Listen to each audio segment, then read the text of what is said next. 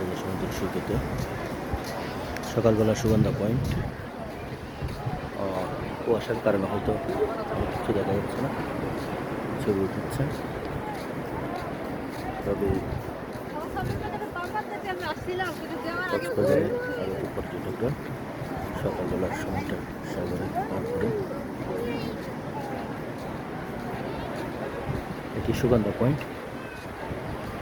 সুগন্ধা পয়েন্টের অবস্থা সকালবেলা সাগর, তবে আজকে সাগরে অনেকগুলো ময়লা দেখা যাচ্ছে, প্লাস্টিকের বোতলে দেখা যাচ্ছে। সুগন্ধা পয়েন্টের প্লাস্টিকের বোতল ময়লা দেখা যাচ্ছে।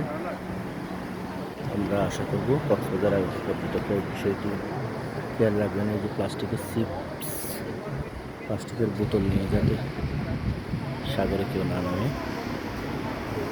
সুগন্ধা পয়েন্ট অনেকে ইতিমধ্যে ঠান্ডার মাঝে সাগরে নেমে গেছে। এটি সুগন্ধা পয়েন্টের অবস্থা, পুরোটাই দেখাচ্ছে আপনাদের।